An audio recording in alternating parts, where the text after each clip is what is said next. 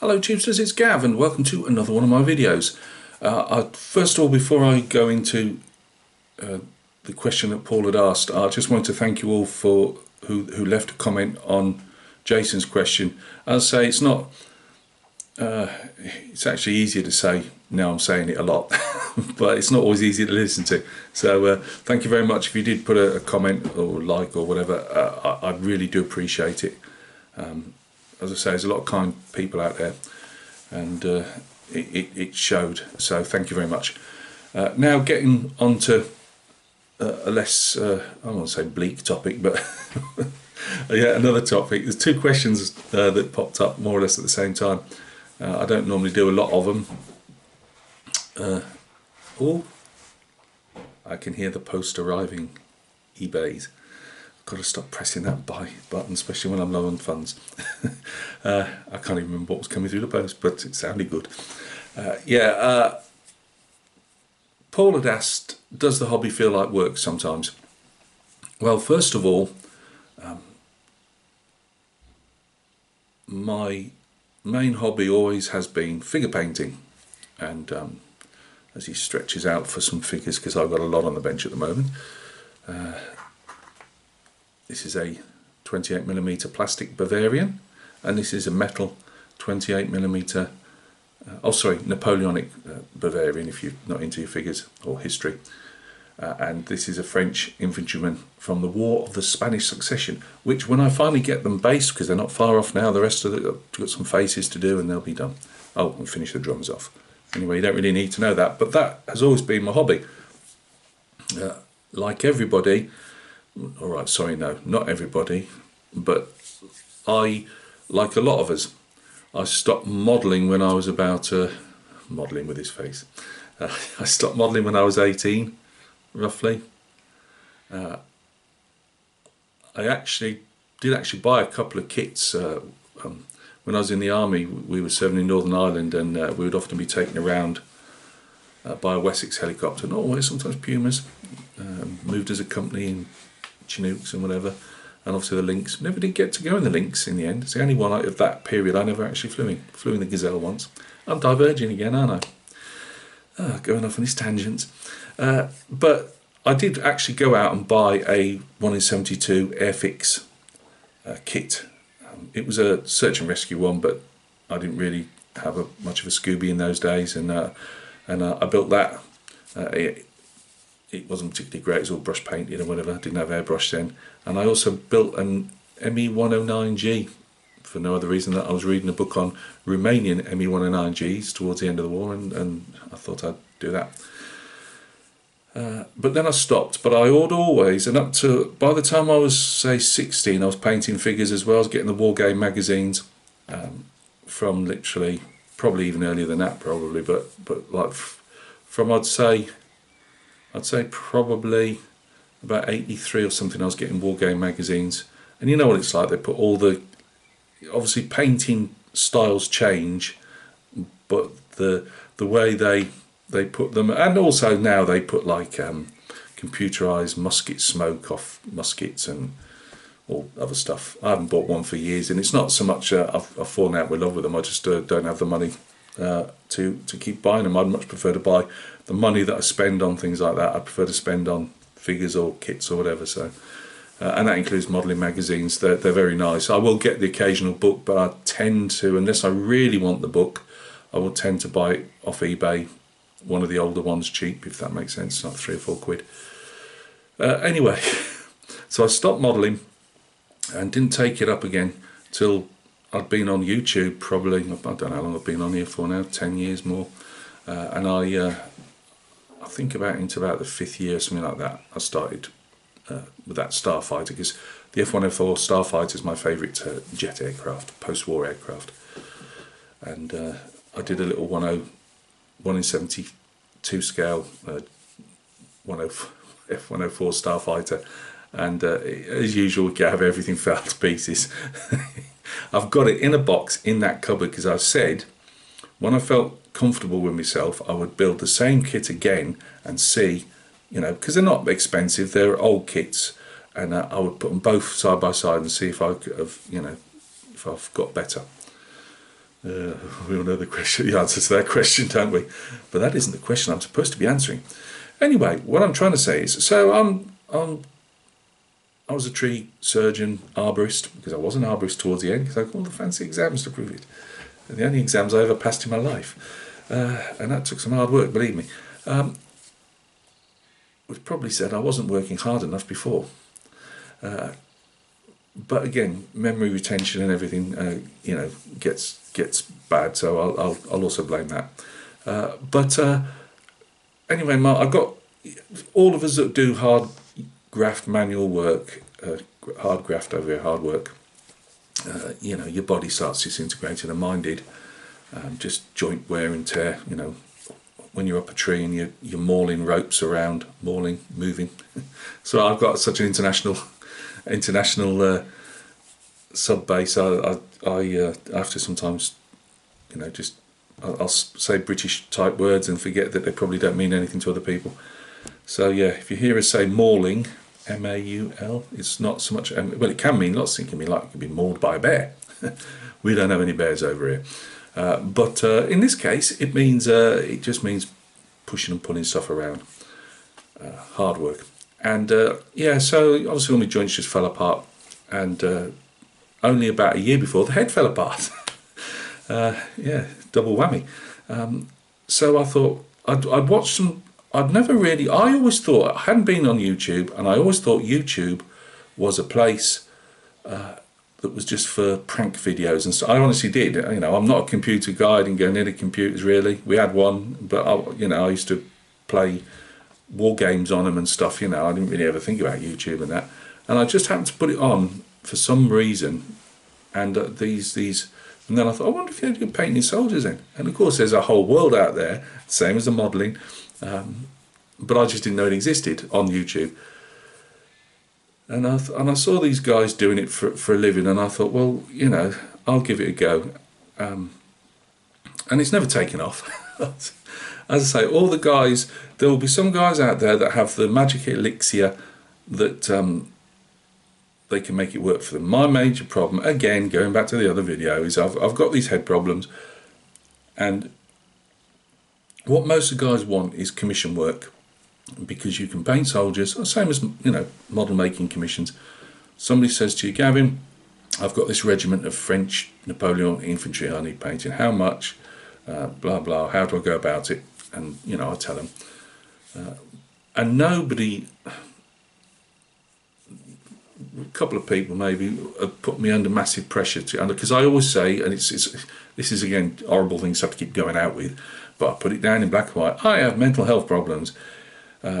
If you are on a time frame, I'm not the person to paint your figures for you, because I will do them as quick as I can do them, but I am not going to put myself under pressure. Well, of course, my brain puts me under pressure the minute I start that commission, and I've just dropped off really doing commissions. I still do the odd little bit, but I don't do a lot anymore because I just can't get to grip.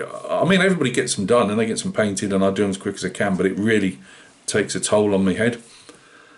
So now I tend to paint figures and sell them. I prefer selling them privately, obviously, not for cash or anything like that. It's just selling them through eBay. You've got such big commission hikes in, and it's still the fact with eBay, with definitely with war games figures or even display figures, people expect it's on eBay, so they want to be able to stand in front of their mates and say, hey, look how good these painted, and I got them for this, and a lot of my stuff will only go for one bid, and sometimes won't go to. I've got soldiers in boxes still, and I rotate them. I sometimes try again. Sometimes I sell, sometimes I still don't sell. But there's only so far I'll say. I'd prefer to literally drive over them with my car than have somebody take the pee out of me. So I sell my stuff now. Paul is a car modeller, so if any of you don't know, Paul's been on. We haven't known each other that long, but I totally respect the fella. I like the way he conducts himself, and that's not blowing smoke up his behind. That's just, I think, from looking at him through a lens of a camera, whatever, to a monitor. I just like the way he conducts himself, and he's obviously doing it from a model car side of it, and I will get to the models and stuff, but because it is a generalisation, does the hobby ever seem like work? The figure painting only ever seems like work when I'm at the point of either getting them out there to a client, hopefully client, like, oh, he should like them, or her, I've never done a her, but you know, he should like them because they get photographs sent and everything. But then it's like work, even though I'm putting myself under a lot of stress with the head to make sure it's done, and I'm getting it as quick as I can get it done, physically get it done. I get so much enjoyment out of figure painting, even if it's not a subject I'm massively keen on. I mean, I like military history in general and up to modern conflict. I will paint modern conflict for people. Won't paint, again, this is going to be political again, I don't care about the hate. I support these guys. I don't paint anything Russian. Not a thing. I won't paint them in the history. I don't give a damn about them anymore. So that's my sorry, but that's just my caveat. I don't paint anything from that country, I mean, everybody's free to do what they like. That's just my opinion. But I will do something like a tank or something that I'm using as a rec tank, like on a diorama with some figures or something like that. I'd probably do that, but that's it, and it'd be wrecked. Believe me, it'd be wrecked. But yeah, it's never felt, after all the good few years now I've been painting figures for either other people, or I'm painting them to sell. Sometimes it can get, like I've got this Bavaria for some reason, and you all know, again, head problems maybe, I have no idea, but I come to a screeching halt with things, or I at least get really bogged down. And so we're having a load of problems. Archie's fast asleep at the moment, but he's really, with his head problems, as I say, it's when he gets up, you've got to go, because he goes to the toilet in the wrong places and stuff like that. And it's so disjointed, the figure painting at the moment. And also, I am a butterfly. Now, I've just been telling you about these Bavarians. I've just shown you the French. I put the French in front of the Bavarians. I mean, I was painting Bavarians at the same time. I can do that. I've been doing it a long time, and I can. I don't mean I'm painting like one. It's hard to explain, but what I mean is I'll be painting French in the morning, and I don't mean together, but I'll paint French in the morning, and these Bavarians, which were allied to the French in the Napoleonic Wars, I'll paint them in the afternoon. So, but what's Gav done this morning? I've got a little clutch of figures, the ones that JC sent me, the artillery, Union artillery or Confederate, you can do them both ways, and I'm looking over there, and Paul sent me that's a Plastic Monkey. He sent me the Napoleonic poles, and they're primed them all, along with the last lot of Bavarians I've got to do. And I kept looking at the artillery, and thinking, oh, I might have a go on them. I could just do it's only one crew I've primed and one gun I've put together so far and primed. So guess what? They're getting done this today. And hopefully I'm going to push those all the way through. But it never seems like business, if that makes sense. I do get down when they don't sell. I get down when they go for one bid. I get down. I've had a couple of clients who I always say, you pay me before I release them. That's how it works. Most painters, I don't take a. If you want to be a commission painter, different ways you do it. You can ask for 30% down, 50% down, whatever. Always make sure your client sends you the figures. Don't you buy them. Don't you buy them, because one day you'll get bit on the bum. I haven't been yet, because I don't do it that way. The client sends me figures. So they send me figures. I don't ask for any money down.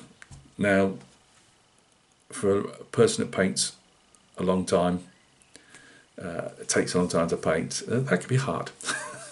But I like to know that, and the client knows, they've not paid a thing apart from put their money, their soldiers, in my hands, and if they've never used me before, they just got to hope that they come back to them. It's just like and that's why I say I release them when they get paid, and they go fully insured, whatever it costs. And obviously the client knows this. I will not send figures uninsured, because it protects me. And I make sure for the would-be commission painters out there, when you send your figures, allow for the price of the figures would have to be bought, not just what you've charged the client. Put down, work out. Pop's waking up and he's about to dive out his bed. You all right, buddy? Make sure you put down the price of the figures as well that's the client's paid. Ask he or she, how much have you paid for these figures? Just so you can put those in when you tell at the post office the courier how much they are. He's trying to get over the back of his bed rather than go down the little low bit because he can't think now. So yeah, that's another top tip for would-be commission painters out there. But it can get me down when they don't go for what I know that they should go for, and then it's not the person that's bought its fault. They're in the right place at the right time. But it gets me down because I think you've just scalped me. This isn't selling on boxes of models. It's not like I bought a carton of models and I'm selling them on, and you have to go with the market forces there. This is somebody who spent and take away the slowness of head problems, who could have just to spend a couple of weeks painting 30 odd figures and get peanuts for them. That's the part of the business side of it that does hurt, and you don't want to do it. If I have to bring some type of money in to give our household a help, our boost, but because that's just the way it is. So I have to just roll with the punches. But yeah, I don't think, and I'm using that analogy of the figure painting more than the model building, because I don't model build for commission. And to be fair, sometimes with plastic figures or even metal figures, especially if you've got a unit, they're all based and that, it's actually easier to wrap up single figures. And some of my clients, when I do a lot of commission painting, obviously based on themselves. But if I'm selling figures, they're normally on bases, and you've got to really go to town on your wrapping up. I would hate to dispatch models to people, even if you take a turret off a tank. And I've got a couple of ships in there that are almost done. I'd hate to dispatch those to people because mostly with super glue and stuff, and you know what CA glue's like. CA's strong until it gets shook about or whatever. Nah. But no, so I'm using the figure-related side of my hobby rather than the modelling. Does it feel like a hobby, a business when you start doing things for people? Not really. As I say, you can, if you're saying to yourself, well, I'd like to do my own stuff, then it can be, to some people it might be a grind, but I'm lucky with figures that I enjoy painting the uniforms so much and doing some fantasy stuff. I've never really had to do I've got some fantasy with me, some GW stuff, that's Games Workshop stuff, myself, the fantasy side of it and that, which as you know I sometimes have dabble in. But it never feels like a hobby, a work. I just think the only time it would feel like that is if somebody's really pushing you to get something done. If you're building a model and you've agreed to, I don't know, do a drag car for somebody, a funny car or something like that, and it's like, oh well, you said it'd be done for this month, last month, and it's still not finished, then it would be a real pull down, you know what I mean? And the same with figure painting. I've only had a couple of people that I would say were never bad, but they were borderline pushy. And that could have just been their nature, but I had a couple of borderline pushy people, and that did take the edge off it, because it put a lot of pressure on me to get stuff done. They never actually came out with, well, I actually did have a guy say, oh, will it be ready for next month, or when I'd already explained all the situation, yeah, that's my rambling answer to Paul's question. please go and check Paul out. As I say, even if you're not into cars or model cars, go and enjoy Paul's company, because he's not rambling like me.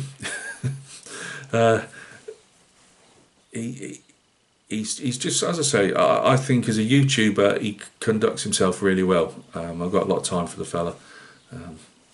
It's like he does remind me of old Tom in a way, you know, just how he conducts himself, and how Sean conducts himself from Scale Model, Car Guy Channel, and Mike and Phil, and you know, you gravitate towards people, don't you, in life, you know. So yeah, if you're not, go over and give him a sub. I'm sure he'd appreciate it, if you don't mind. And or if not, if you don't want to sub, just at least like the video that you come across. You'd really appreciate all that type of stuff. So thank you very much. That was my answer. It does work. I could have just said, does your hobby feel like work? No, it doesn't. What a bit of fun in that. So coming up, people are saying, Gav, will there ever be any figures? You've talked about them, but will there ever be any figures on your channel again? Well, what do you want? Look, Kersey Blue Trousers here. I believe they're Kersey Blue. Yeah, although I've put, for some unaccountable reason, this fella I think is supposed to be unloading a box of powder or something from the limber that you get provided with, and I think I've stuck his. They are a limber type of arms, where this fella. No, this fella here hasn't got a hernia. Right, he's carrying some case shot, I think, and this guy here is saying, yes, I shall have that case shot off you to pass it to put it in so the guy can ram it down the tube. But I'm not sure this guy works with them hands like that, really. It looks like he hasn't seen him in 50 years and he's gone to a reunion. Maybe one of them in the 1930s.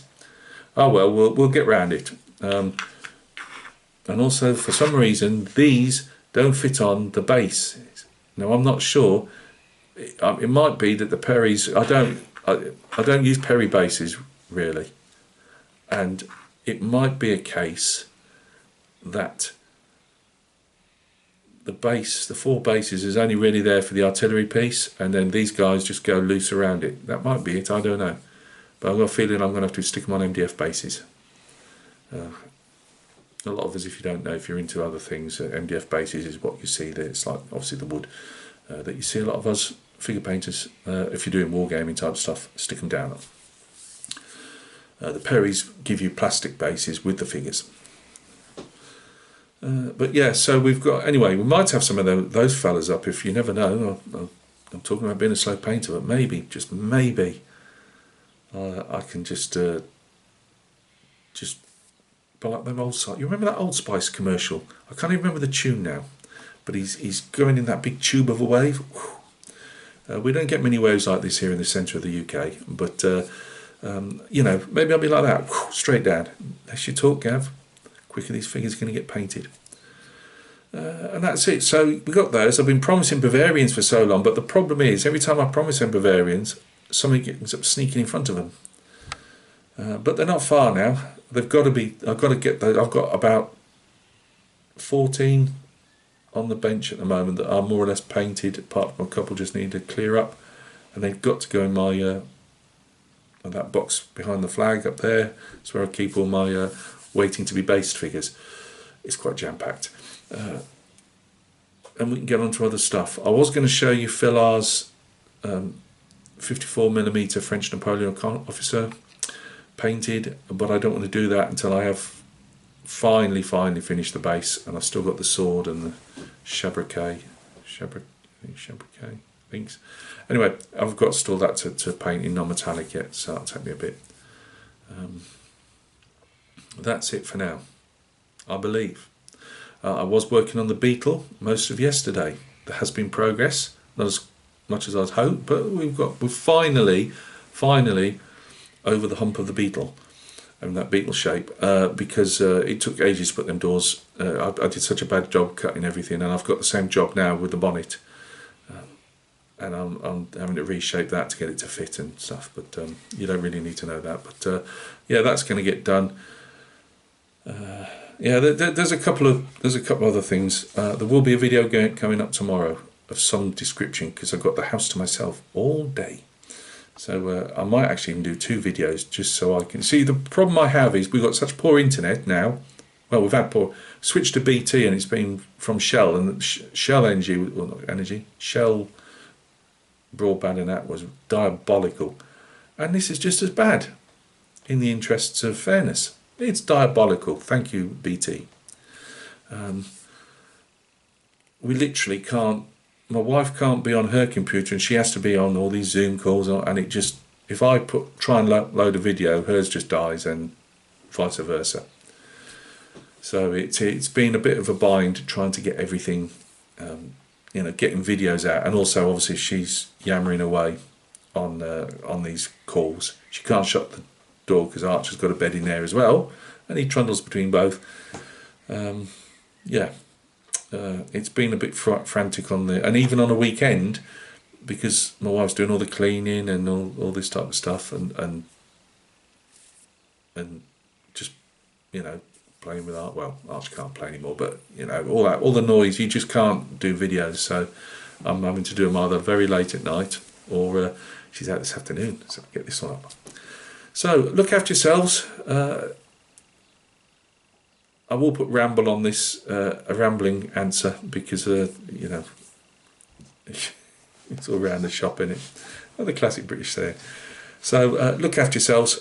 Again, thank you for all the kind words and support. It's much appreciated, and we'll catch each other very soon, as always, on another video.